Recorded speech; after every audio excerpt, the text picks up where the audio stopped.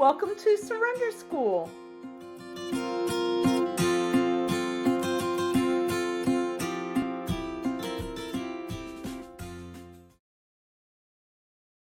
All right, so the 30-day intensive daily recovery, which I heard wonderful things about, led by Linda T.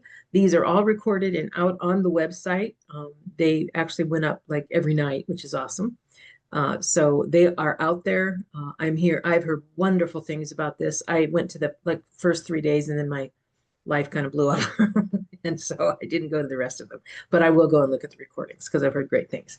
The other thing is the 12 steps in 12 weeks step study is right in the middle of it. I think it ends in the middle of July, maybe. Anyway, drop by anytime and you'll be able to catch up. I think it's nearly finished. The first Friday Enneagram exchange with me and Michael Naylor will begin in October, excuse me, once he is finished with all the different types in the chapters of his book. So he will have another chapter of his book toward the end of June, I think it is. Anyway, the dates are out there on the website. So, all right. Everything that we offer, consider taking, experiencing, working, attending, consider taking past workshops or book studies, consider experience and meditations by steps. So every step has a meditation out there about 5 minutes long. Consider working through a step study alone or with someone else. Obviously, what this is a step study. It's just a super duper long one because we're moving slowly through everything and going deeper than you usually do, I think. And then consider attending the in-person retreat in 2026 in Las Vegas.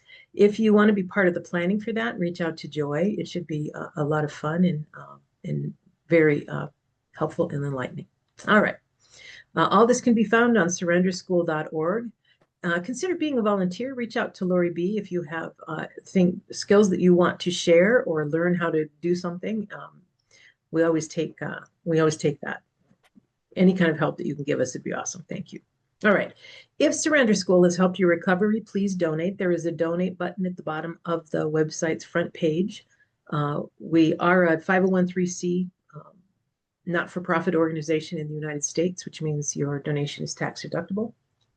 And everybody that works here, nobody gets paid for anything that we do.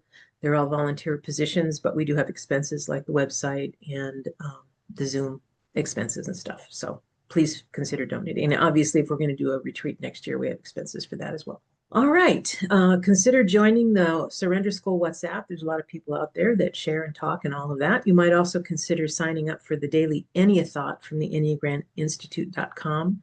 You can get 2 of those, and it always gives me something to think about each day. So that's the first thing I read when I get up every morning. Let's take a moment to feel your breath going in and out and feel your feet on the floor. What we want to do is be 100% present. So let go of anything that's happened before and don't pitch yourself into the future at all. Be present right here, right now. Let's say the set aside prayer together. God, help me to set aside everything I think I know to leave space for what I have yet to learn. All right. So the goal of this course is a personal journey. And I think most of you are realizing this. You're learning a lot about yourselves and your motivations and the way that you look at the world and all of that. Our focus is to help you understand the relationship between your false self, that ego-driven self, and your true self, that true shining self that you are. And to treat yourself with unrelenting compassion because you are human. And this is the path that humans take. When we're growing spiritually, it is the path that we take. All right, so some things to keep in mind. If you work this whole thing is about working the steps by type, and I think everybody's kind of locked into their type now, which is great. If you haven't done that, take the test, and it'll guide you. And keep in mind that self-contempt stops spiritual growth. It's one of the reasons that we, I guess, try really hard to be loving to ourselves and can therefore be loving to others, because if you hate yourself or feel contempt for yourself, it's difficult. It's very, very difficult to grow spiritually because all your energy goes toward your self-hatred or your self-contempt. We do believe that if you do the work, your recovery will be supercharged. And remember, of all the things that you can be in the world, be kind. Be kind to yourself and be kind to other people as well. All right. Inquiry just is another word for questions. And you'll notice as we go through this, there's lots of questions, and we're asking questions in areas of the 12 steps that don't always ask questions. And one of the reasons we do this is from A.H. Almas, who's one of the gurus. I don't know if they call them gurus, but anyway, of the Enneagram.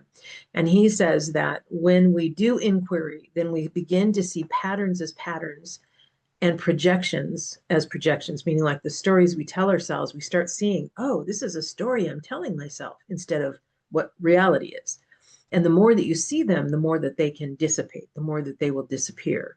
And so what we're doing as we go through this is we are trying to see the patterns as patterns.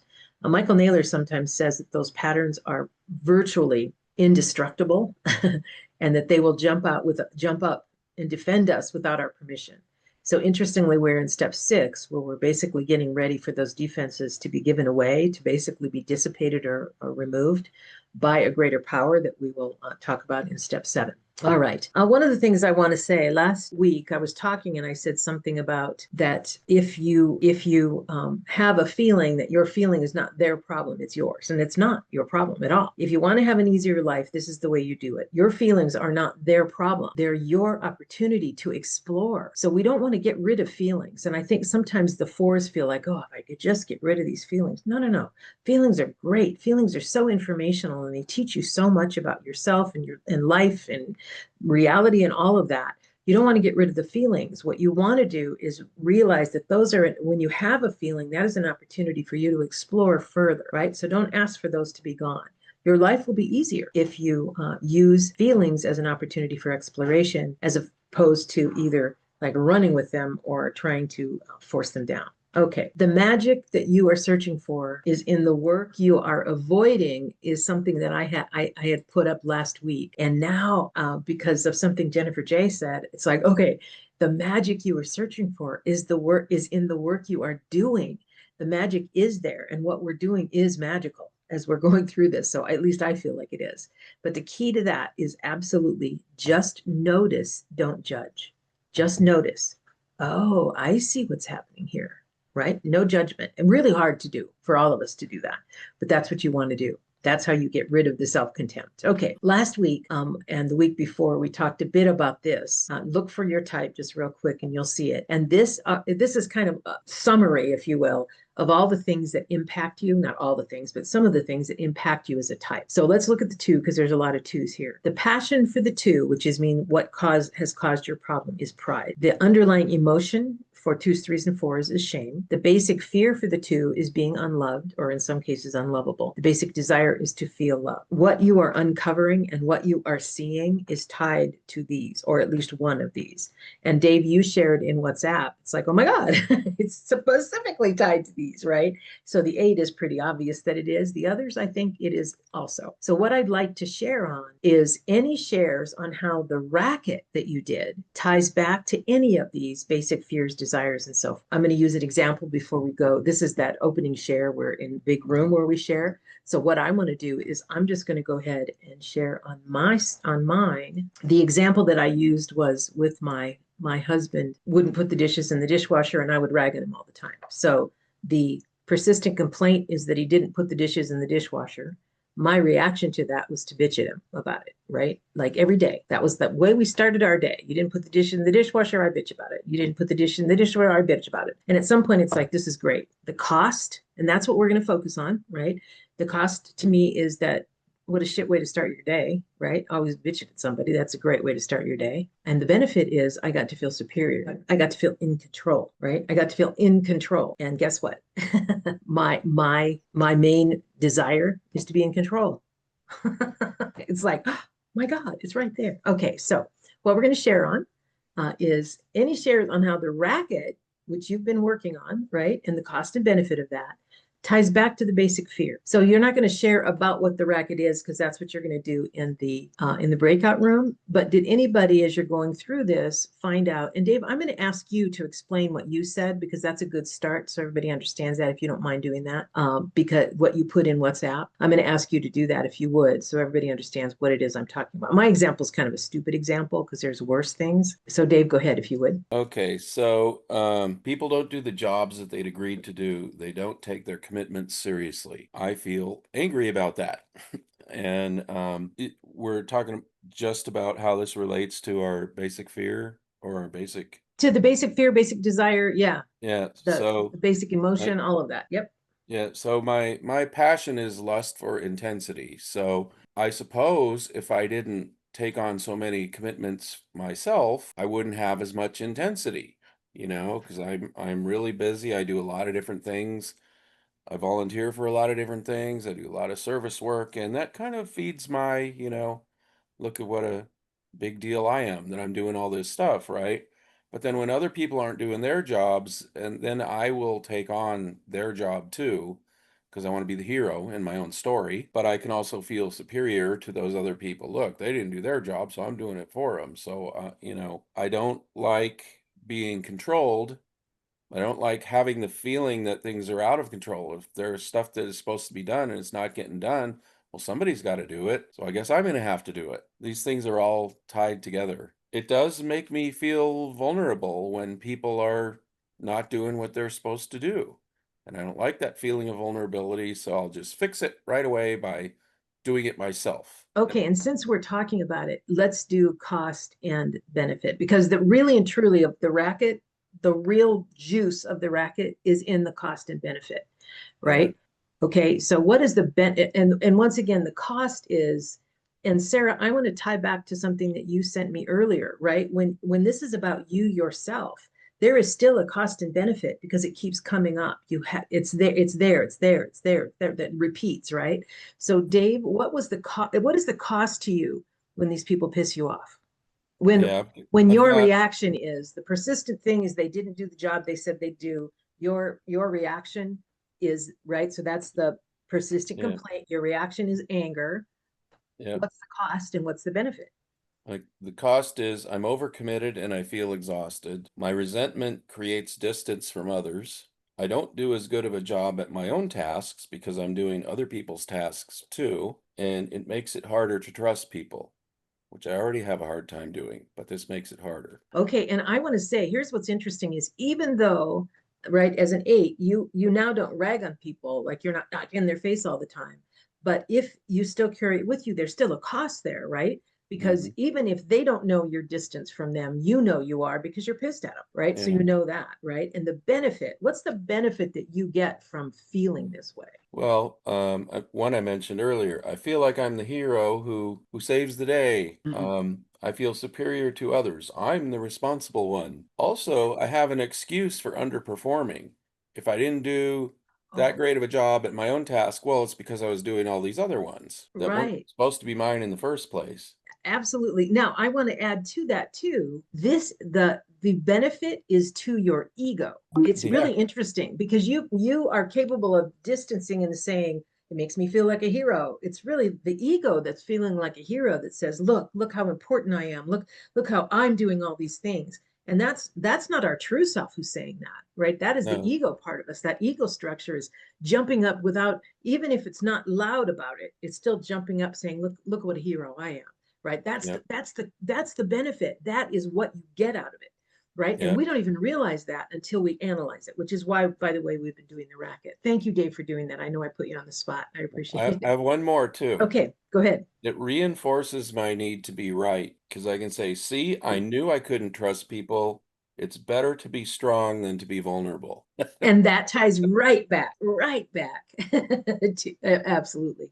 Okay, thank you. Joe, to you. I was just going to say, I don't know if I'm allowed to interject at this point, but I hate speaking. So when I feel like I need to speak, I'm like, oh, wow, I'm welcoming it. But I was just thinking I couldn't be further away from an 8 if I tried. I'm the absolute opposite, complete victim in life. And like, I was just sitting here last night going, why does nobody check up on me? Why is no one checking up on me every single minute of the day just to see that I'm okay? Does no one care? All this kind of, and it's just, that's what I realized was my complaint, is that I'm just alone, abandoned, rejected, unloved. This drama. And when you said, don't be scared of feelings for a 4, especially this 4, is like out of this world. It's like I wrote down, I'm just feel on the outside. I feel alone on the planet. I feel, disconnected. And then I go into, it gets sort of catastrophic fear of death, fear of not being And then I was trying to think of benefits, and I was thinking, how can there be a benefit to that way of existence? You know, this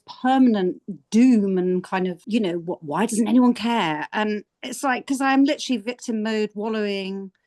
I don't believe I'm worth anything to anyone unless I'm sort of helping in any way. And then I realized that isolating and sort of, it's my way of pushing everything away, I suppose, because I love connecting. That's the irony.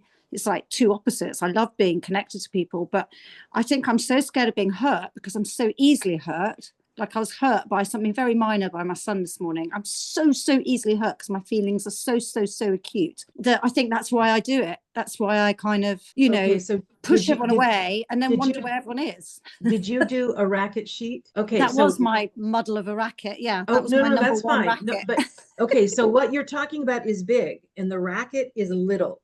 The racket okay. is the thing that hurt your feelings this morning. If that's a repeated thing, not the exact thing, but your son says something, you have hurt feelings, right? You Yeah. react by whatever it is, become the victim, whatever.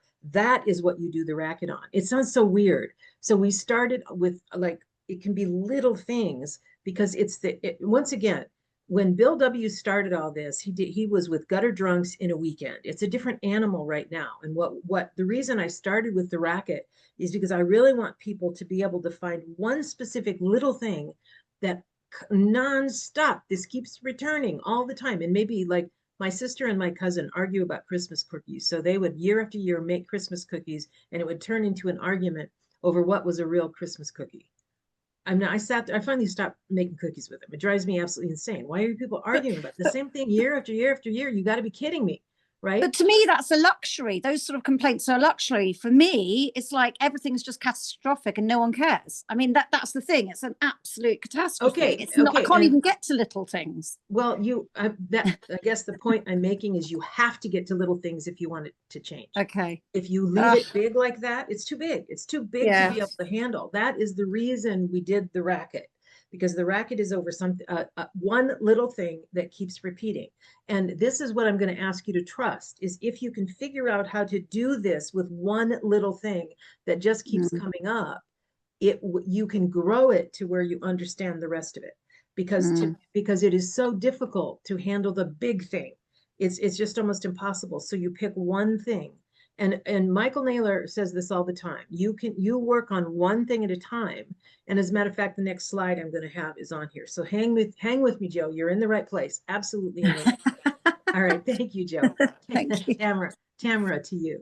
Hello. I just tried this out on something for myself. I have a big one, my adult child who ignores or rejects and dismisses or acts against my advice, and then serious consequences happen. That's really only happened like 3 times, but it's been life altering. I have drivers who don't use their turn signals. I do not follow through on my desire to go to bed before 10 p.m.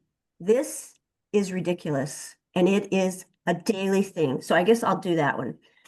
My fixed way of being, my self-talk is from my inner critic. Why can't you do this? Go to bed. What is so hard about going to bed before 10 o'clock? And I repeatedly tell myself I'm going to do that.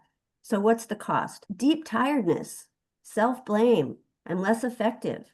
My contentment, my peace, my mental sharpness. I have less energy for everything. So this, in listening to Dave and actually from what I'd written, I tried, and the 6s, passion is fear, emotion is fear.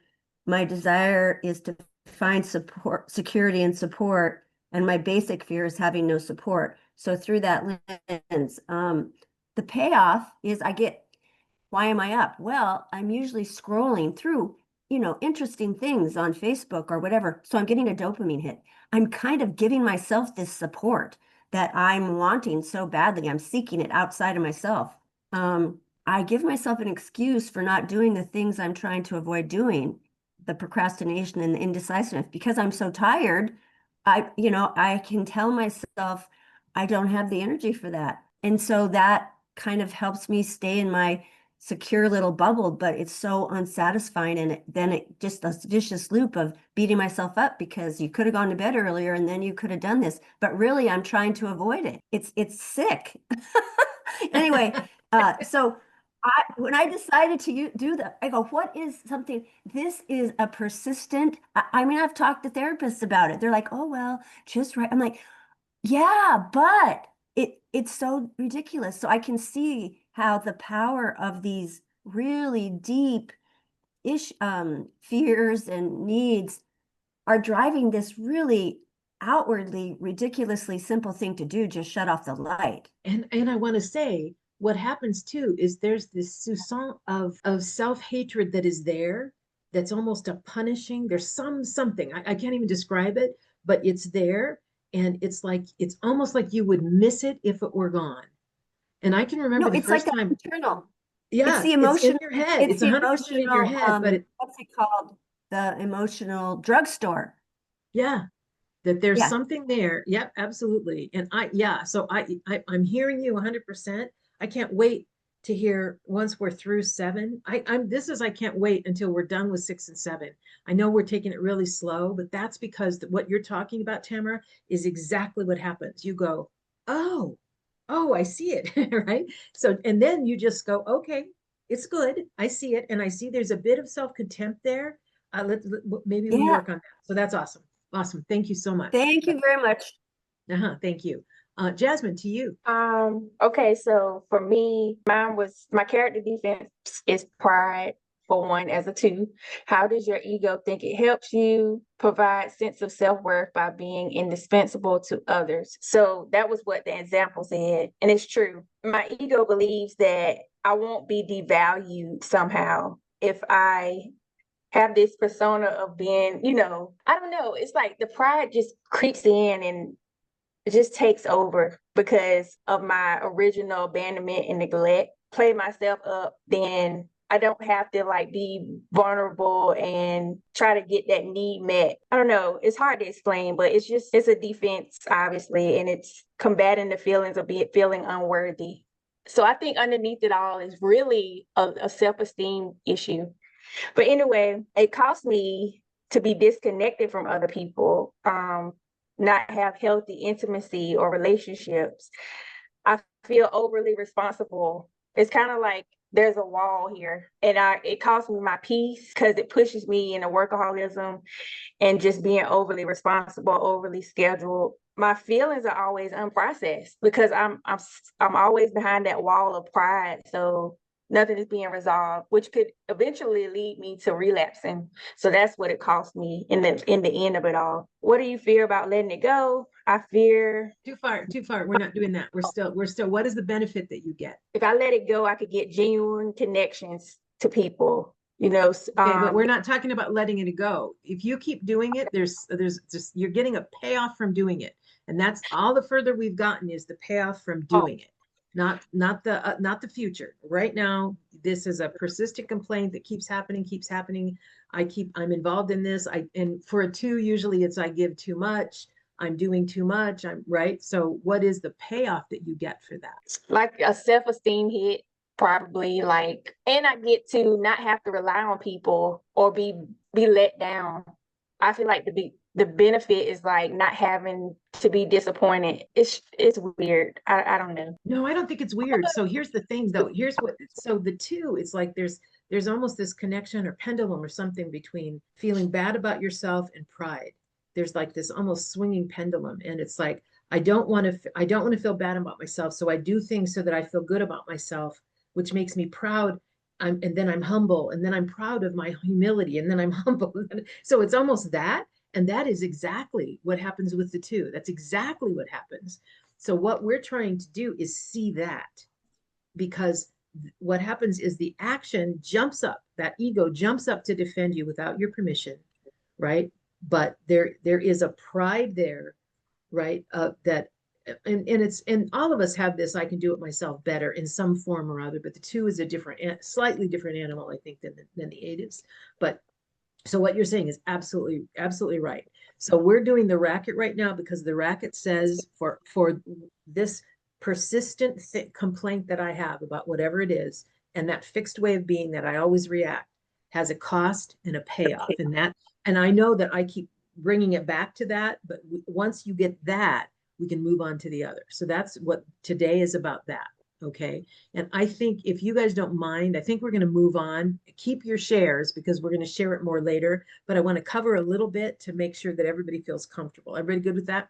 Okay. So I really love this idea. I love the picture of the eagle.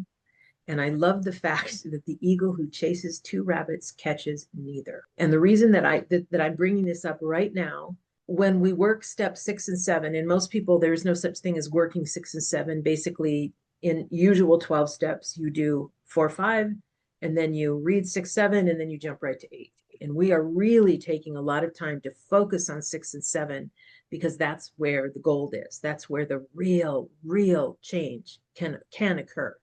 But the only way that it occurs is if you chase one rabbit, which is why in steps 4 and 5, you came up with the one defense that you're going to work on, right? Because we're going to work on one thing. Now, it's possible that that same one jumped up in the exercise for the racket. It's also possible that it didn't. I don't know. It just depends. So in some cases, it'll be like Dave, yours, right? Is that lust for intensity is there, that need to control is there. So obviously, I mean, I'm sure that was also what you came up with in 4 and 5, but that is not always the case. So maybe in the persistent complaint and the fixed way of being is something a little bit different, and that's okay because you're just going to pick one that you're going to work on in this next time that we go through this. Okay, the breakout rooms are going to be on the racket, not on the future. It is on this persistent complaint, fixed way of being. What is the cost? What is the benefit? That is what the shares are today. And even if you didn't do the racket, like you moved on to something else, not the assignment, but you did something else, fine. That's not what you're going to talk about today. What you're going to talk about in the breakout room is the racket. And I'm telling you, you have something that you bitch about all the time, that you react to the same way all the time. Bring that up, even if you haven't written about it. Okay, there is no session on July 6th. We are officially on July 6th. We will be halfway through the year. We won't have anything because that's a nice long weekend. I'm going to come back to this. Something happens, you have feelings, your ego defends you. That's the way it works. Something happens, guess what happens? Life happens. Then you have feelings. That gives you an opportunity to explore those feelings, right? So once again, narrow it down. Something happened. Some little thing happened. You have feelings about it. Explore that. And then your ego jumps up to defend you without your permission. And what I want you to be able to do is say, really? Am I going to do this again? Am I really going to do this again? So what I want you to notice is this is what we want to have removed, not the feeling, the defense that your ego structure puts in place without your permission, that jump up, whatever it is, inside your head. And Sarah, tying back to what you had said earlier on WhatsApp, right? It's like something happens and then you have feelings of self-doubt or whatever that is. And then the ego jumps up and says, yeah, you're actually a piece of shit. And that's why you're like this, right? Am I really going to do this again? I'm really going to have those, I'm going to take that feeling and that's going to be my reaction again? No, that is what you want removed. So whether it's inside your head, the way you act outside, doesn't matter. You have feelings, fine. That feeling, if you could say, where's this coming from, right? Stand on that and watch that feeling go past, whatever that is, instead of, right, just explore it. All right. Because our goal of step 6 is to absolutely be ready to have that one defense removed. That's what our goal is. Okay. Once again, areas of persistent complaint and a fixed way of being, right? And what we really want to focus on, you could spend your time, you have what, 4 or 5 minutes, whatever. You could spend your time talking about the complaint. Like I could talk about all the times my sister did this, blah, blah, blah, blah, right? I could do that. And then my reaction is blah, blah, blah. But the gold is in the cost and benefit. What is this costing me? And what is the benefit? There is a benefit. You don't keep doing things unless, no, you don't keep doing things unless your ego is getting a benefit from it, right? Those kinds of things, that persistent way of being, it's your ego that does that. All right, we're going to go into the breakout rooms. And once again, the racket is this. What is the persistent complaint? And that literally is, what do I bitch about? What do I, every day, every week, every month, this same shit happens over and over and over. I go to the DMV. I'm sitting there for 75 years. I go up and talk to, right? That's a persistent complaint. I'm in their face. I'm whatever that happens, right? That would be mine. Or I think that I'm a horrible person because that might be it too, right? Okay. And then what is the cost and benefit? But the benefit is always to your ego. The benefit is to your ego. It's not something, it's something, sometimes it's even hard to admit that I feel, it makes me feel superior. I feel better than that person, right? It's really hard sometimes for people to admit that that's what happened. All right, so if you have other shares, you can do that at the end. I don't want you to talk about the future. I don't want to talk about what will happen if you could be free of it. That's next. What's happening right now is the racket. Persistent complaint, fixed way of being, what is the cost, what is the benefit, and that's what you're going to share in the breakout room. If any of you weren't able to do or couldn't find the racket sheets and didn't do the racket, not a problem. Pick something that you bitch about all the time, even if it's just in your own head, that's fine.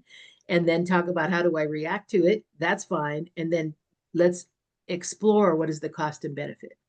This will probably be a little bit more interactive because you're going to ask people to help you come up with the cost and benefit. We often see the cost, by the way. It is rare for us to see the benefit the first time around. It's harder to see the benefit because you don't see. So this is what I want you to do. The question you ask is not as what is the benefit to me? The question you ask is what is my ego getting out of this? What is the benefit to my ego, to that ego structure that's been built up? What is the benefit to that ego structure? That's really what you want to know. Vera, do you have a question? Yes, actually, that was the question. What is you talked about self-contempt, and I was wondering if you know what the payoff is. Ego still owns you. I mean, it's in charge. The payoff to the ego is that it stays in charge. If it can make you feel like shit and that you are not worthy of whatever, the ego gets to stay in charge. That's why I have you separate it out. I'm serious.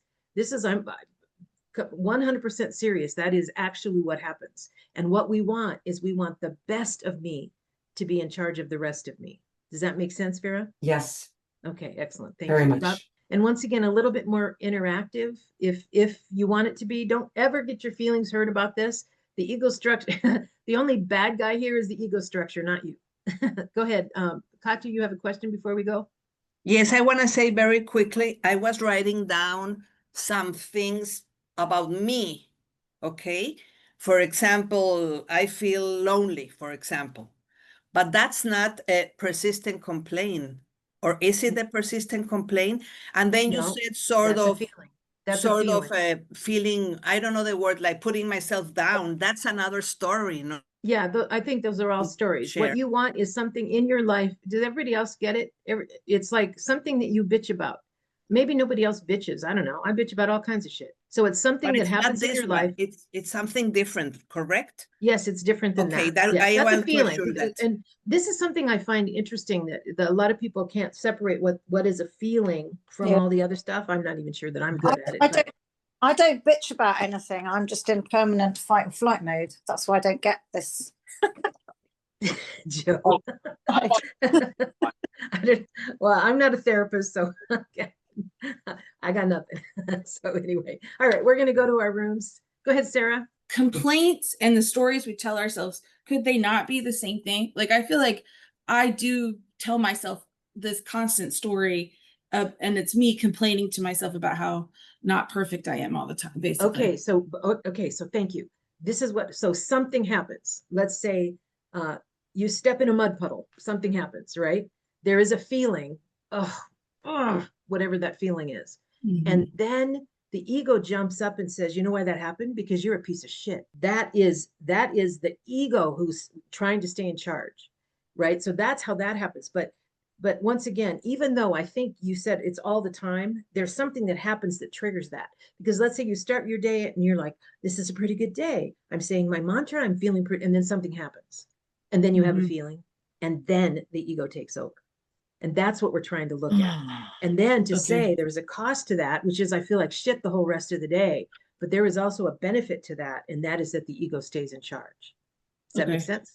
Yes. I think I did okay on it. I mean, but okay. Yeah, I'm sure you did. But the whole, because this is different because we are splitting it all apart to be able to look at it because we don't want the feelings to be gone, right? What you want is to be able to see those feelings, explore them, watch them go away, and tell the ego, I don't need you right now. Thank you. I guess, thank you. I'm not sure about thank you, but okay, right? I don't need you right now. I don't need you to be in charge. I need to be in charge. My true self needs to be in charge. Okay, I've talked enough. Thank you, Sarah, for that. I hope that clarified a little bit. This should be an adventure out there in the breakout rooms. So I will see you in half an hour. Love you guys. See you in half an hour. Welcome back, everybody. All right, let me share my screen again. And we've got a lot of sharing. Was that a complete train wreck, or did it work out okay? It was good. My heart was like, ah. Good. I'm glad. I'm glad.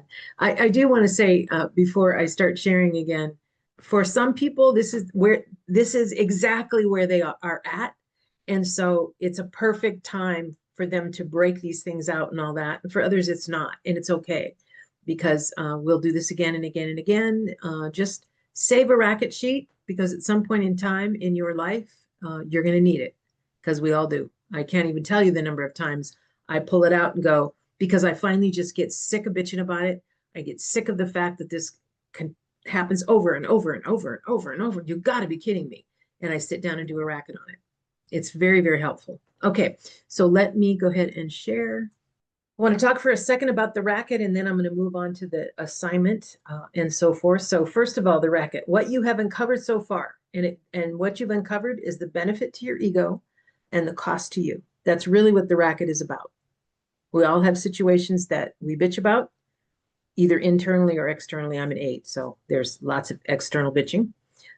Uncovered benefit to the ego, cost to you, and that is the racket part of it. Now what I want to do is talk about, you've practiced this, and now we're going to introduce different words for it, and that's the supercharge words.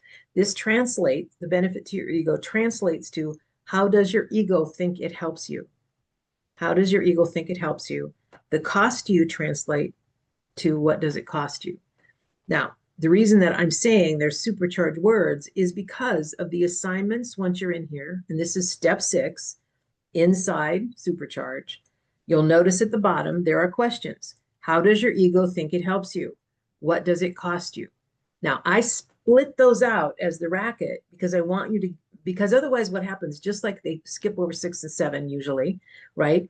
People skip over the cost and benefit and go right to, what am I afraid of? And what, no, the first thing that you want to do is figure out, what is the cost and benefit? Why does this keep happening? Right? That's really what you want to find out. Okay. I'm going to read this to you too, because I think it's awesome. And it's something that you probably want to copy and keep around. All right. Because we talk a lot about the ego defense. Ego defense mechanisms are unconscious psychological strategies used by the ego to protect itself from overwhelming emotions, to maintain psychological balance. These mechanisms help individuals cope with stress, anxiety, trauma, and conflict, playing a crucial role in maintaining mental health. Ego defense mechanisms are unconscious psychological strategies used by the ego to protect itself from overwhelming emotions and so forth, right? This is absolutely human nature, and it is basically, it is what has saved us. It saved us. Okay, so this happens to be 2, type 2, and you'll notice at the top are all the stuff, and right here are the dates, the breakout rooms, and we've added this homework. So it has the homework right here. So you will see for today's date, which is 6/8, what we are doing in the breakout room is sharing the racket forms, and the homework then is to read step 6 and answer the questions. So there are 4 questions. So let me go back to the PowerPoint. There are 4 questions here, and you want to answer the 4 questions. You've already answered the first 2, at least on something, right? Now what I want actually is for you to answer those 4 questions about your one defense that you came up with in step 5. Right? You've already answered it on some little thing probably, and maybe it was a big thing. But what I want now is for you to answer those 4 questions. So you're going to read it, but then you're going to answer those 4 questions about your one defense, because this is the one that in step 7, we're going to ask God to help us remove. All right, I'm going to stop sharing and come back here. All right, so Joy, did that show what you wanted to show? Every single type on their main page, where they put where the homework is, breakout rooms will focus on. The homework for last week, 6/1, said racket, at least one item. and there is a link there to the sheet. And it's also on the main page. So we added another column. So breakout rooms will focus on this, what it's going to be, and then the homework from that week, yeah. Perfect. And then the next week is the breakout room that on the homework that you did the week before. So yeah. And I think that did help clarify, I think. And Lori, I know you're talking about like right in the step, and it's not right in the step, it's on the main page. So just remember that everything on the main page is where you're going to have all your additional resources, homework, and so forth. Oh, go ahead, Katya. Go ahead then. Thank you. When I was doing this exercise, it came to me, something moved my heart, and it was like the basic fear and desire of type 6 and of type 7. So it was strange, that made me sort of don't like it. And my basic fear and desire of type 8 is being controlled. Can this be possible? That I felt something with the other types? You know what I mean? Well, is it possible? Well, sure, because we actually all have all the types in us. Just, I mean, Yes. because we work program, because we've done all of this, there's other things that we've kind of pulled in. And then you add all the twists and turns of abuse and neglect and all that. There's all kinds of things are possible, sure. So by this time, usually I'll say by this time, we're relatively sure of what type we are, usually by now, I would think, but maybe not. I mean, it might be that you're one of the other types. I want to say too, we all have fear. Every one of us has fear. If you look at what Bill W. talks about, it is the thread through everything. We're all afraid, right? And our egos are afraid for us or for itself, maybe. They're afraid also. So fear is a part of it. The difference between the fear of a 6 and our other fears is that the 6s literally have the adrenaline dump that they would have if a bear jumped out in front of them.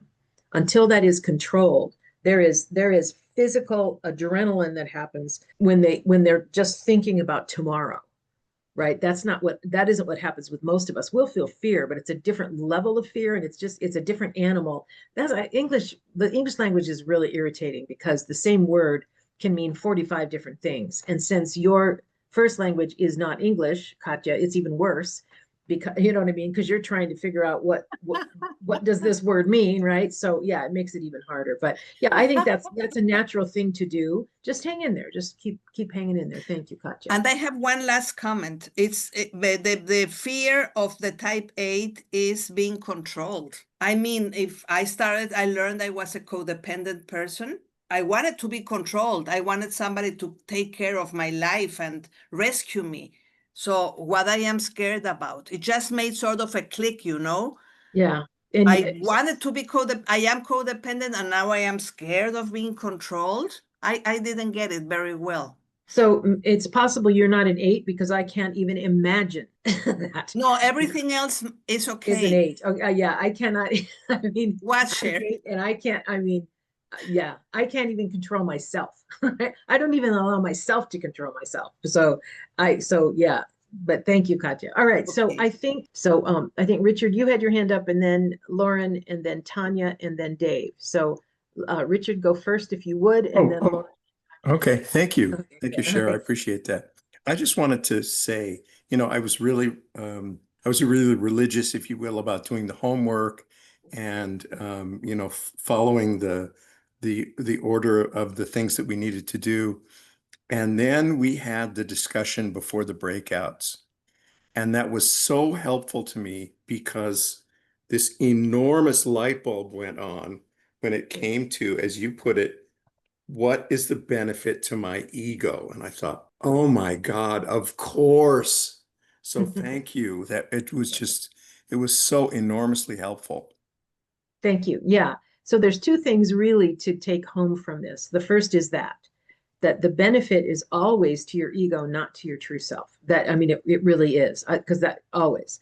The other thing is to realize that something happens, you have feelings about it, and it is your feelings about it that make you react. It is not the something that happens.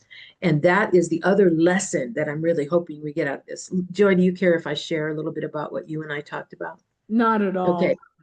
So she talked about her persistent complaint is, let's say her husband interrupts her.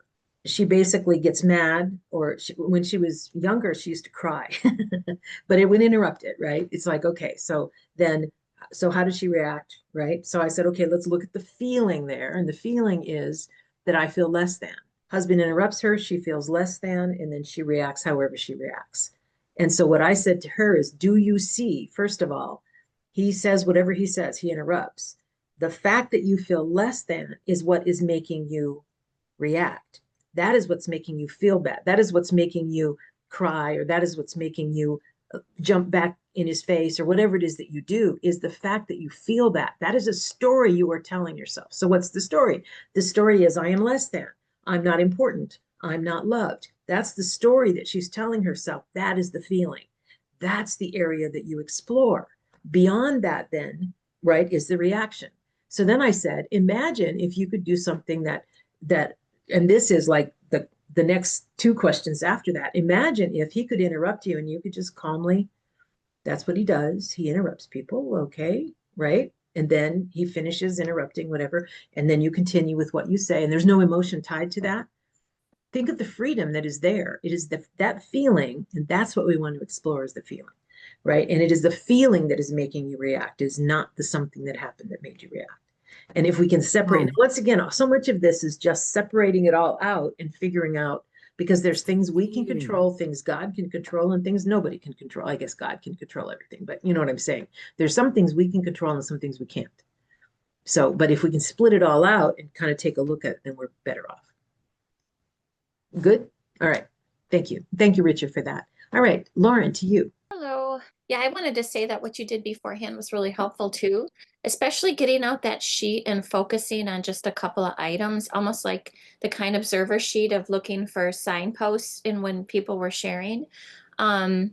And I think I almost got more out of listening to everybody else. And I think working on this week, these are the great thing. Like I can carry this around or have it within reach. And as soon as I start bitching, but I think there's partly like, oh, I shouldn't be bitching. Like I need to be in my hula hoop. Like I know we're working towards, solving it or whatever, but there's like some shame around, like, I know I'm not supposed to put my husband on here and say that he doesn't plan and doesn't complete.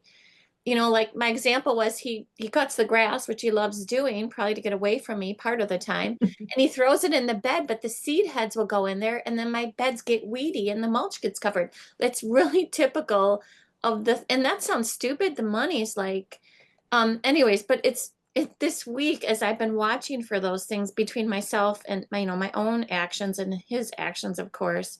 Oh, I just had moments of, I just keep my emotional intensity, because when he said, whenever I asked the question, he literally said, you don't plan anything. And he's asking me about dinner in 2 hours. And I like to do that the night before. And I'm like, it's 2 hours from now. I have no fucking idea. I'm totally overwhelmed and busy right now. And you just deflected. I said, I'm coming back to the rain issue. Like that's so new for me to do.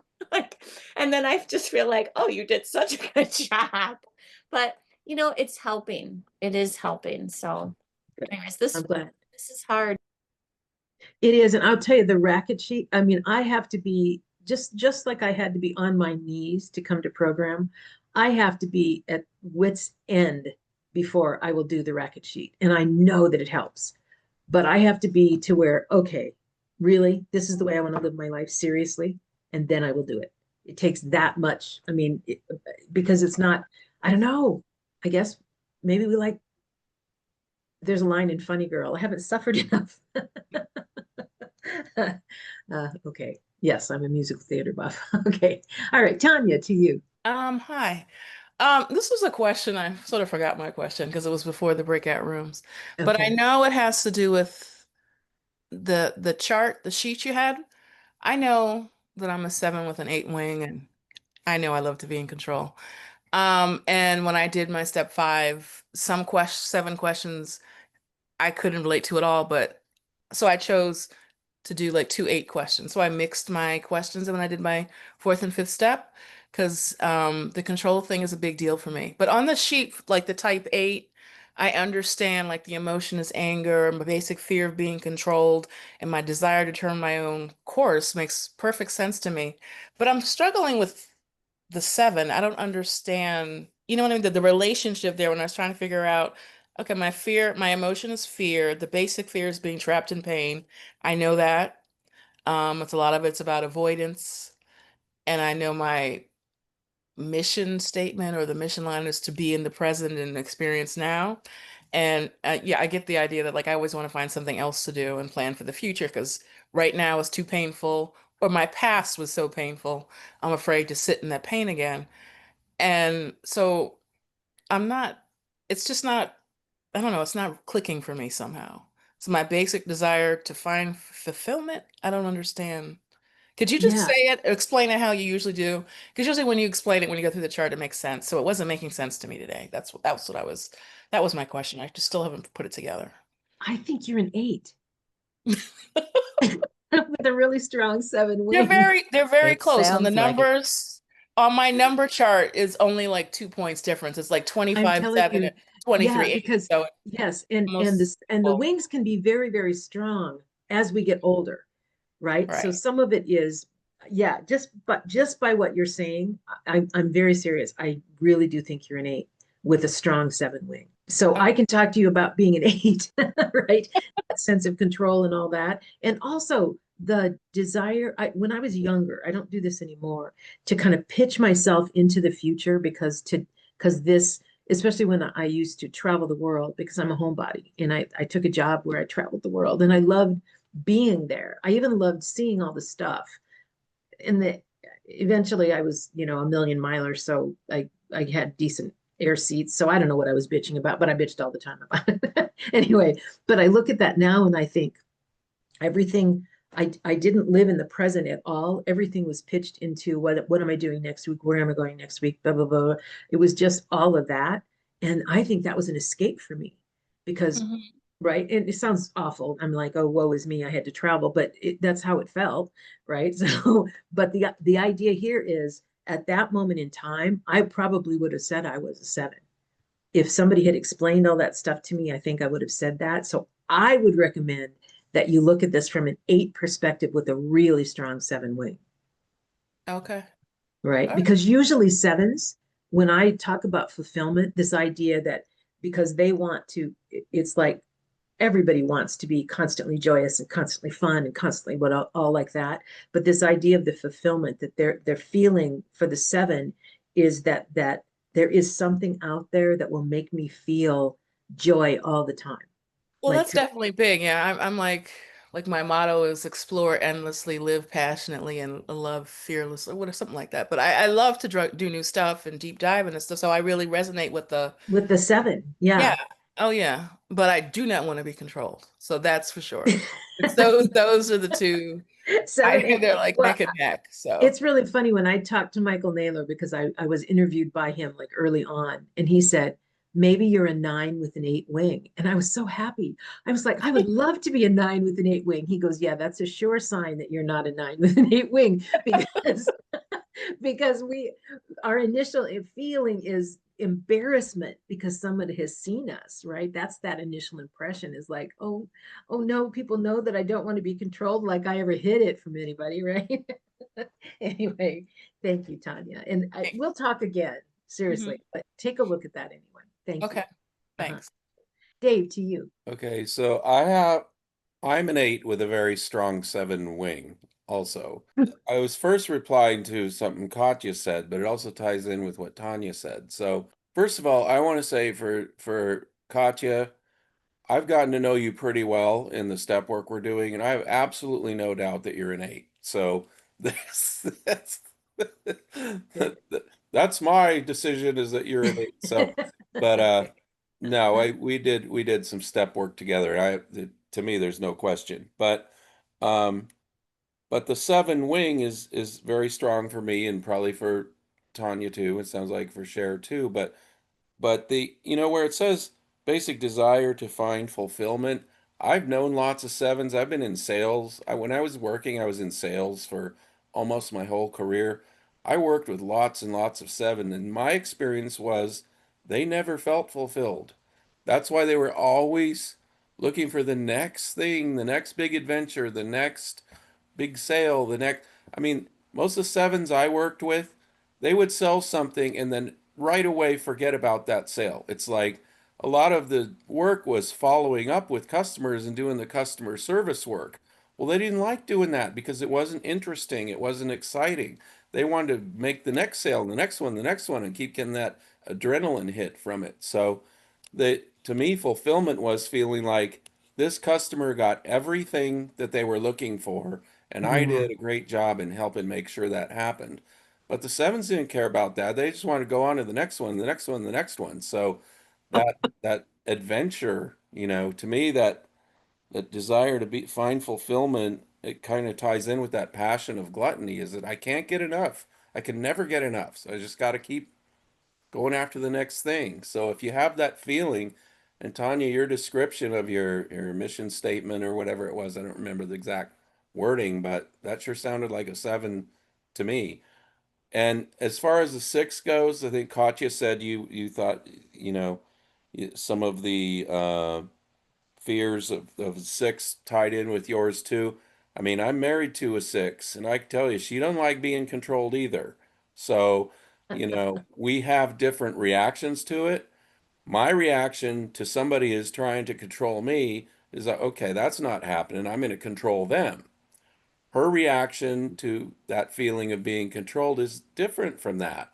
And she can describe her own strategy with that if she wants to. I'm not going to take her inventory here, but I can tell you she has a different strategy for dealing with that feeling. But that feeling of I don't want somebody to be controlling me is absolutely there for both of those types. Yeah, because we all have all that. All of us have fear, all of us. And the other thing I want to say is our basic desire is usually not met. It usually isn't, right? I want to determine my own path, and everything in the world gets in the way of that, right? Because we live in a world, right? The sevens want to find fulfillment, doesn't mean that they do, right? The twos want to feel loved all the time, doesn't mean that they do, right? Even though that is our basic desire, it is what is driving us, certainly what drives the ego, certainly. But yeah, it doesn't mean that it always happens.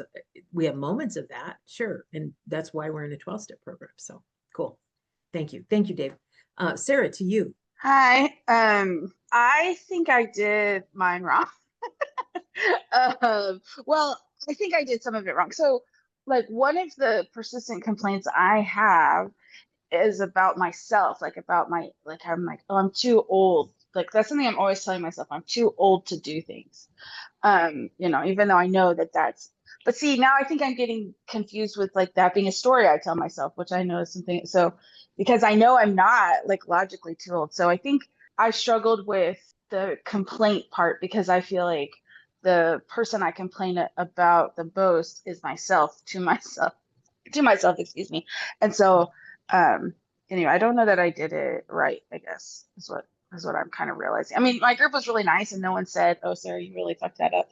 But like now I'm listening, I'm thinking, because I live with my brother, but like I don't have any like consistent complaints about him that I like say to him over and over.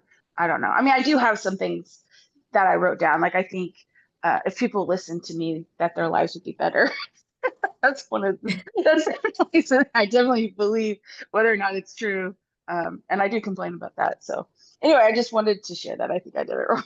So maybe I need to redo it No, or like, I don't know that you did it wrong. I mean, so even let's go with even the belief that you are too old. okay. Okay, we'll go with that. Okay. The persistent complaint is I'm too old to do fill in the blank, whatever it is. Okay. Yeah. And what is your reaction to that? So like I wrote down I'm too old to like fall in love again. And so I wrote down that I missed my opportunity to like find true love because that's in my brain something young people do, not something a 40-year-old does, even though I know that that's not true. But Okay, so what's your reaction to that? like sadness, I guess, or you don't mean like feeling, you mean like action? Well, okay, so you're sad, and then Yeah. what happens? I think I shut down, or I don't like I don't try and date. I don't go out and meet people because I'm embarrassed to be. So you isolate maybe? I isolate, yeah. I withdraw, or I like I don't go out. I used to be like in my 20s and stuff. I went out and met new people all the time, and now I don't do that anymore. I try not to. I mean, I do it somewhat, but I don't go Okay, out. so let's just say, okay, I basically the persistent complaint is that you didn't get what you wanted in the past. Yes. Yes. Okay. Yeah. And your response to that is to isolate, let's Yeah. say, right? Okay. Yeah. So what is the cost of that? The cost is like my, I guess, connecting with other people. Yeah, because unless somebody comes and knocks on your door, you're not going to meet anybody, right? Yeah, exactly. Yeah, Okay. and also maybe like I feel like my self-esteem has taken a big hit, my confidence. So I don't feel as confident as I used to. I guess another cost would be I make my like I feel like I deflate like a flower. I don't know if that makes sense. You know, like how flowers wilt. I feel like I wilt a lot. That's a better one even than isolating, right? So what Yeah. happens is you basically, yeah, disappear or you deflate or you become unimportant or whatever that is. Okay. Yeah. So now what's the benefit? How does your ego benefit when that happens? I think it's that I protect myself from not feeling rejection. That I don't have to be rejected again. I don't have to take big risks that could result in hurt. So I think, and my ego, I think a lot of my ego came out of like protecting myself, like as a teenager and stuff from like trying Okay, not to get hurt. All right, so now what I want to talk about, if you think about the purpose of step 6, is for you to be ready to have that gone. Okay. That is the purpose of step 6. So right now you have identified, right, that the past did not go the way you wanted it to. And so as a result, you deflate or do whatever, isolate or whatever it is. And the reason that you're doing that is to protect yourself. All right. So then the question is, in step 6, are you entirely ready for that ego defense of protecting yourself to be gone? Are you ready for it to be gone? That is all 6. That's all step 6 is. All the work that we're doing this month is to get to something that is making you suffer today. You want that gone. And we're going to ask in step 7, we're going to invoke the power of our greater power to say, this defense, I am ready to have gone. Can you please help me with that? That's what 6 and 7 are, right? So Okay. and it probably doesn't feel like a good place to be, but it's a very good place to be. Because if you are not right now completely ready to have that gone, you will be by the time we're done with step 6. Completely ready to have that gone. Great. That's perfect. No, I'm ready. I'm ready. Thank you, Sarah. Yeah, thank you, Cher. You didn't do it wrong. You didn't do it wrong. It's just that further step. And once again, because it's all of it is, it's easy. View from the cheap seats. I'm saying, yeah, this is it. You regret the past because it didn't turn out the way you wanted, you know? Okay. And that makes sense too, because of what we've learned about too, is that I spend a lot of time in the past. And so I spend a lot of time in my regrets, which is something that is painful too. Exactly. So. Yes, because and the idea that the body types completely get that the past is the past and can't be changed. And as a matter of fact, we spend so much of our time going, I can remember saying to my brother, he was a 3 or he's a 4, saying to him, can't you just get over it? It was like the answer is a resounding no, he can't, right? But to me, I'm like, what? That's in the past. You can't do anything about it. Anyway, almost more than anything, that is what has allowed the Enneagram has helped me so much, because it's like, wow, people have completely different perspectives. So I'm not trying to denigrate or make less than what it is you're saying. It's just the past didn't turn out the way I wanted, right? Yeah. Yep. Absolutely. I appreciate that. Thank you, Sarah. Thanks, Cher. Yeah. Love you. Love Becca, you. Becca, to you. Yeah, I'm kind of getting hung up on, like, in our breakout, we all had some version of saying, I think the way I think about it is the right way, and that's what people need to agree with or should be doing. And what I'm struggling with is there seems like some things, you know, like if you're in a parking lot and you hit someone's car and make a dent, I think almost anybody would agree that you should leave a note. And or if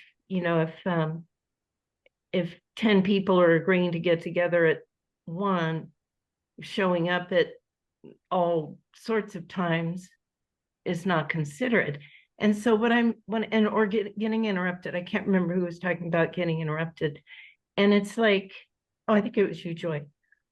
it's like, well, am I not going to have feelings anymore? You know, it's like, am I not going to care if people interrupt me? Am I not going to care if they don't care how they affect me? And so that's where I'm getting hung up. I think I'm thinking my feelings are supposed to go away. Yeah, and I hear you. And so I want to say again that it isn't the feelings that need to go away, because the feelings are an opportunity to explore. What happens with fours generally, and once again, this is complete generalization, right? Is they have a feeling and then they feel compelled to share that feeling with the person that hurt them or upset them or whatever, right? So it isn't having the feeling that ends up the problem. It's the reaction, which is sharing that with someone else. Now, that's a different story than the two who doesn't say boo, wouldn't say shit if they had a mouthful of it, right? So it, even though for an 8, because I'm in people's face, recovery for me looks like I'm not in people's face. That's not necessarily true of other people. If we split it all out, so we say something happened, people, this person was late, right?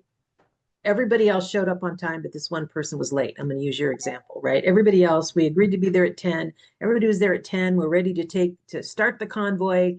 That person is late, right? Okay. I can't do anything about that person being late, right? So what that happened, you have a feeling about it. Now, you can react and basically rag on that person when they show up, or bitch to the other people, or you can do that. That's fine, right? You can do that. But it's taking up space in your mind. So here's the thing. Can I separate that out and that feeling I have? What is the story I'm telling myself? What is that feeling? Explore that feeling. And if you understand that feeling, is it making you feel like you're less of a person? This person is telling me I'm not important to them. None of us are important to them. Nobody's as important as they are. What is that feeling telling you? And then it can lessen your reaction. Now, you don't have to do that. If your reaction is appropriate and it's not causing you suffering and it's all that, then why get rid of it? All we're trying to get rid of in 7, all we're trying to get rid of are the things that stand in the way of our usefulness, right? So it's not, we wouldn't totally change our personalities. It's just, if I have this consistent, persistent complaint that my life is filled with this all the time, right? And for me, I was constantly getting in someone's face. I was doing that all the time, no matter what. They piss me off, I get in their face. They piss me off, I get in their face. This is not a way to live your life, constantly angry like that. I don't like that. So when I work through this, it's like, okay, whatever this person does, whatever they do. For me, recovery is, I'm never going to change that person. I can't change that person. They're always going to be late, right? So I have a list of people I will wait for and people I will not wait for. This person is now on the list of people I will not wait for, which means when we're all 10 getting together, I'm not going to be part of that. I won't be part of that because I know that will piss me off and I don't want to be pissed off, right? Or I would just expect that person to be late and I would say, we know you're probably going to be late. And if you're going to be late, we're going to leave without you. You can catch up later. I might do that. But the whole idea is, as we work through this, right? So it's not that you're not going to feel it, but you're going to separate that out, because what you want is, what is the ego doing? What are that jump up to protect you? What is that ego structure doing to protect you? That's the thing that we're going to ask our greater power to help us with in step 7, not the feelings. The feelings are supposed to stay. We're supposed to have the feelings. You would be irritated or you would be frustrated or there's some fight. That's good. Okay, that frustrates me that person did this. Then what's the reaction to them? And is there a reaction about you, or about them or whatever, right? And it's a way to make your life easier. It's a way to make your life happier, is to be able to say, I'll never be able to change. And it doesn't mean that person will never change. I don't know. It's not up to me to change, but I can't change other people at all. I can barely change me. I certainly can't change other people, right? So there's an acceptance there that isn't there otherwise, right? If that makes sense. Becca, did that help at all? You know, I think I'm just going to have to, I think most people care how they affect others. And one of my reasons for sharing it would be that they would care. But then if they keep doing it, I think maybe your idea of setting up boundaries is helpful for me. Yeah, I think figuring out a way to not take things personally, right? Because almost always, and 4s do, because 4s feel for other people, right? So, and fours will take things much more personally than other, at least it seems like to me, more personally than others. And is there a way for you to realize that this isn't personal? This is them. They're late for everything. They were late for their wedding. They'll be late for their funeral. They are late for everything. It is not personal in any way. Because if you have feelings about it, there is some story you're telling yourself about it, about yourself. And the stories, when I say, what's the story you're telling yourself? It's what's the story you're telling yourself about you, because you are saying, this tells me that I am less important. This person is not respecting me, right? And this person not even thinking about you. It has nothing to do with you.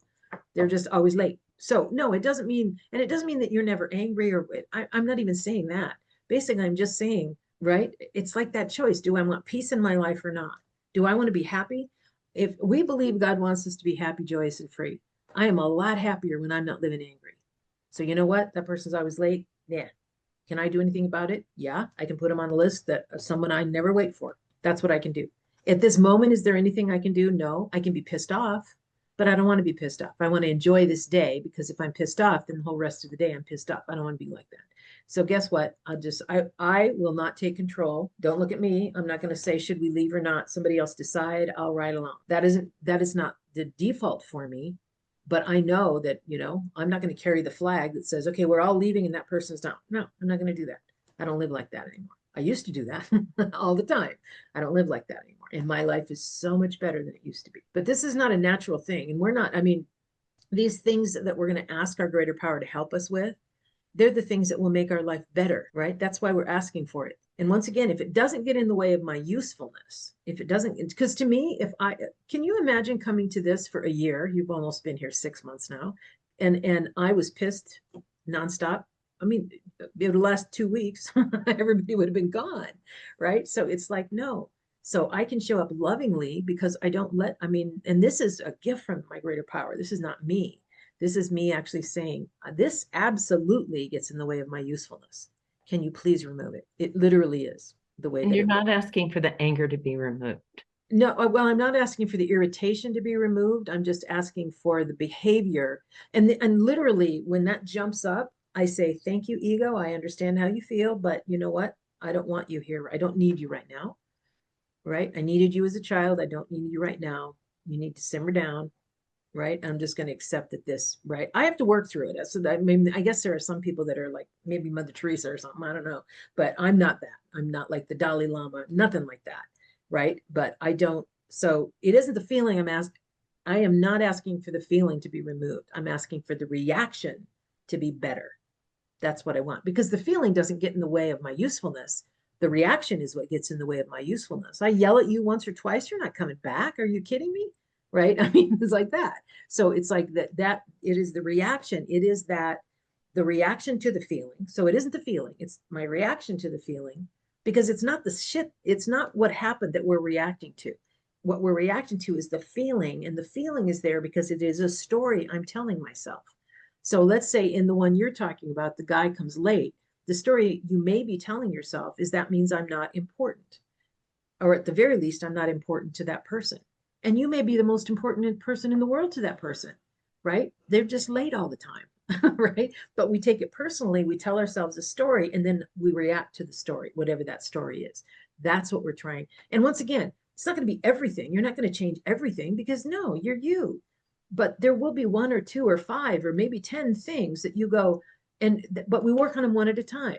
So the first one, right, is for me at least had to be, please remove this anger. Please remove this reactionary explosion, this ego structure that jumps up without my permission and gets in somebody's face. Please remove that, please, right? And that is what it sounded like to me, to be entirely ready to have that gone.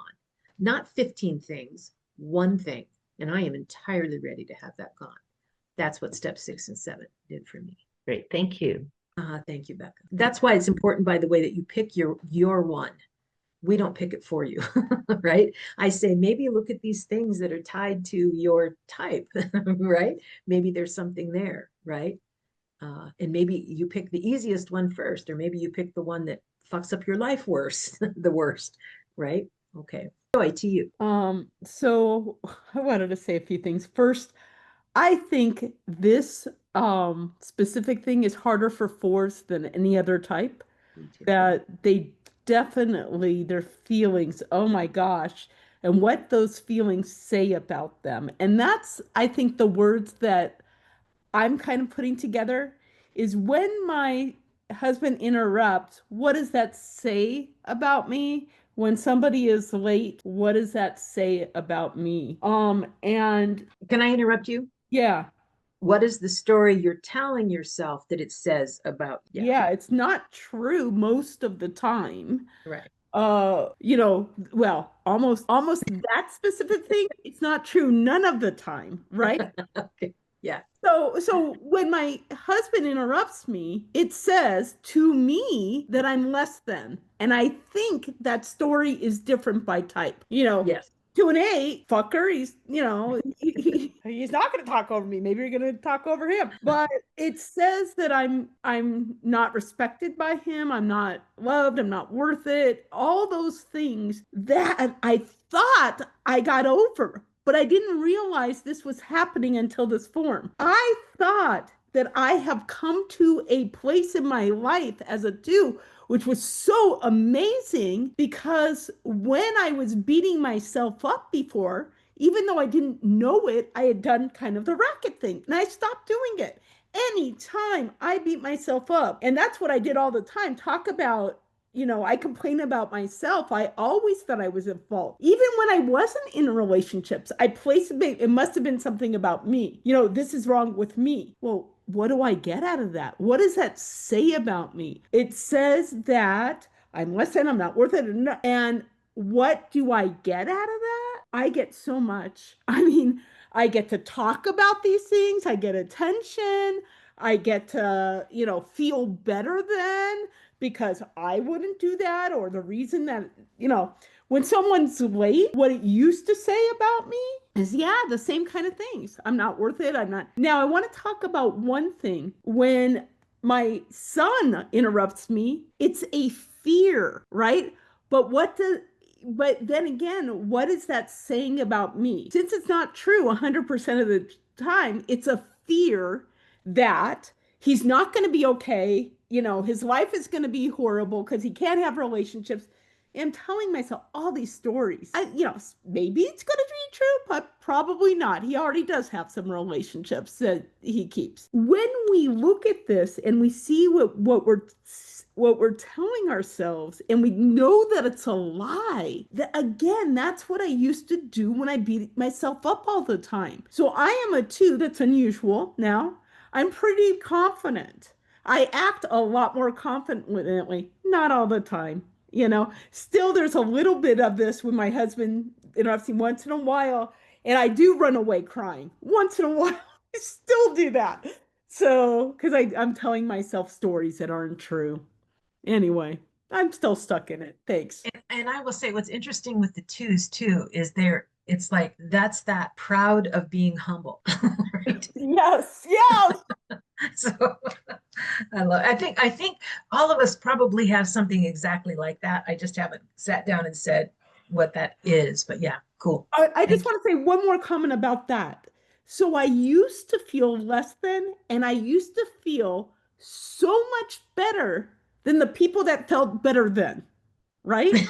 But they're over here and I'm over here, and we're equally away from the middle, right? Which is where peace lies. That's right. Thank you. Dave, to you. Thanks, Joy. So I have a really extreme example of why it's important not to take it personally when people are late. So our oldest son, who's now 35, but when he was in, I think, 6th grade, so he was like 11 or 12 years old, he was on a trip. It was called a student ambassador trip to Europe. So, and there were like 20 kids in this group. So you can imagine getting 20 kids organized to travel internationally. I mean, the planning for this was like at least 6 months in advance. Every month we'd have a meeting of the parents and the kids.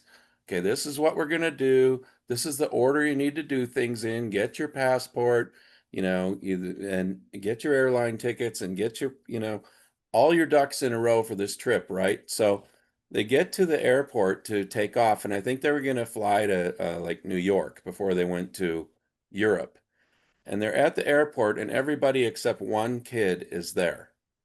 And this was before there was texting or anything. So whoever was organizing the thing called the parents of this girl who wasn't there and said, are you guys okay? Did you get delayed on the way to the airport or something? And the parents said, that's today that we're doing that.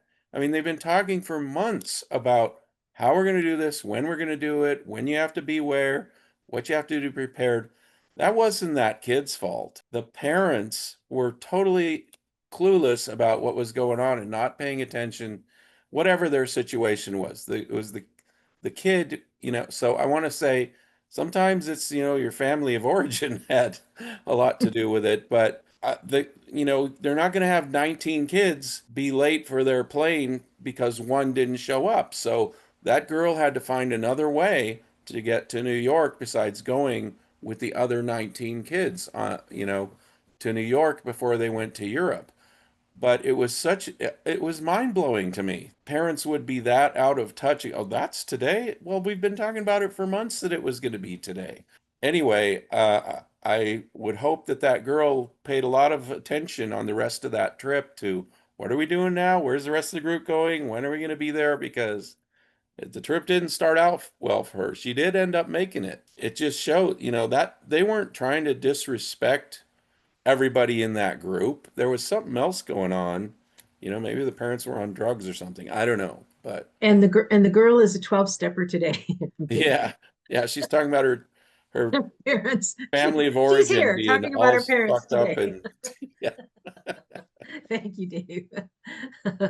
Vera, to you. Yes, I just wanted to share something. I think during my active addiction, I was on a constant basis of 4, and I was listening to Becca, and I was thinking about, relating to the shame of I'm not good enough, and I think 4s have a lot of the shame, and I think active addiction has a lot of that, and this thing of not being good enough, and how whatever other people do, that's the conclusion. I'm not good enough.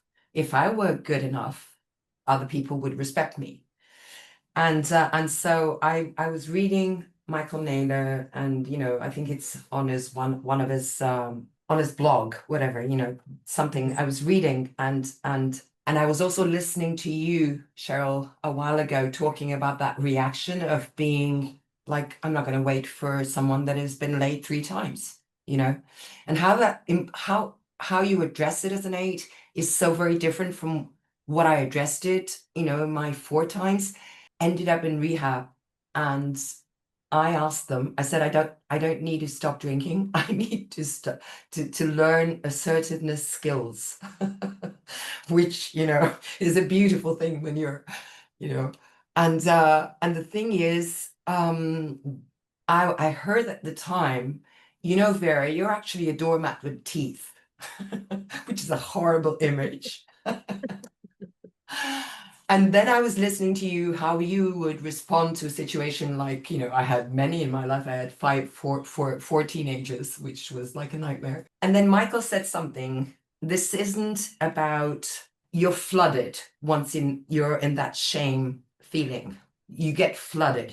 You get flooded also because you empathize with that wound in yourself that was shamed once upon a time. So why not, instead of empathy, use compassion, which is something a bit different than empathy. It's like, do not get flooded, but also be compassionate that, yes, it's not all right for people to do that. And then he wrote something that stuck with me. It's a more intelligent course of action. And I think that for 4s, it is, and my fourishness, it's so important to develop new skills and assertiveness skills that are compatible with our sensitivity as well, because I can't be angry, and lash out and not feel horrible afterwards. These new skills that need to be learned, I think that's very much, step 6 and 7, more and more, I think it's about being creative and being curious and being compassionate, but not empathetic. Like, do not empathize with my shame, because it's dysfunctional.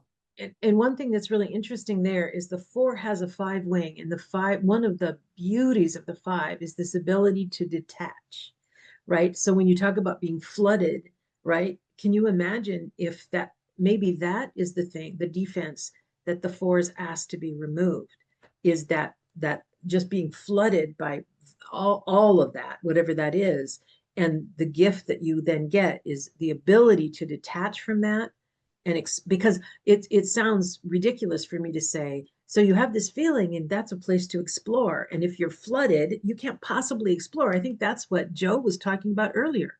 There's like not even a chance that I can explore this because I'm just completely overwhelmed by it, right? So maybe that is what we ask. That's the defense that we ask our greater power in step 7 to help us with, right? That may be what it is. And I'm not a therapist or anything like that at all, so I don't know, but and once again, I'm on another bozo on the bus. It just happens to be a really fun bus.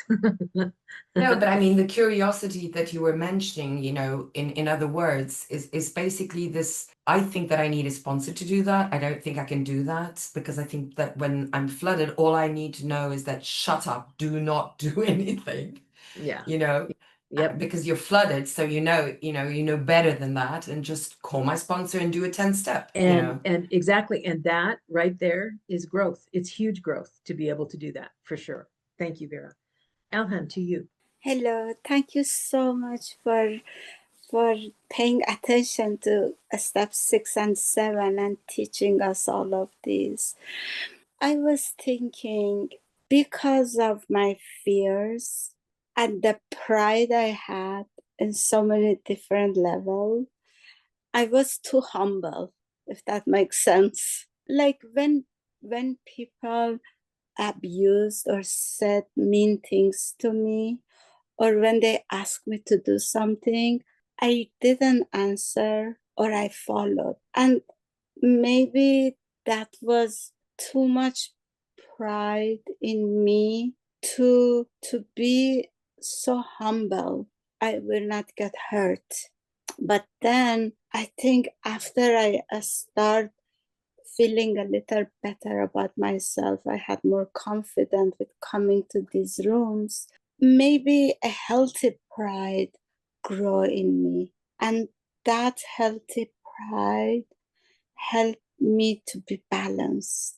Yeah, just was thinking about that, and maybe I went all the way to negative, the other direction, which is not healthy. And I think in yet another word, pride, that means so many different things in the English language, right? Because like instead of saying healthy pride, it's almost like there's a self-acceptance, there's a compassion for yourself, there's a love for yourself, there's right. And so, and I think even the idea I'm proud of myself that I did that is a completely different animal than the kind of pride we talk about, right? But it's the same word. So yeah, so but we do know what you mean. Absolutely. Thank you, Ellen. Thank you for that. Of course. Thank you. Jim, to you. Thanks, Cher. My dear departed grandmother, she always used to say to me, I'd be late for my own funeral. And by 20 or 30 years, I hope she's right. Thank you. That's my share. That's your share. Thank you. We are like way over time. I love you guys so much. Don't forget, you're going to answer the questions, the 4 questions in step 6. There's 4 questions there. How does your ego think it helps you? What does it cost you? You've already kind of answered that, but you're going to do that against the one defense if you can, if it's different. And then what do you fear about letting it go? And how would you benefit from letting it go? That's the next thing that you want to answer. So some people, it'll be the exact same thing like Dave and I, for sure. It's going to be like the need to control.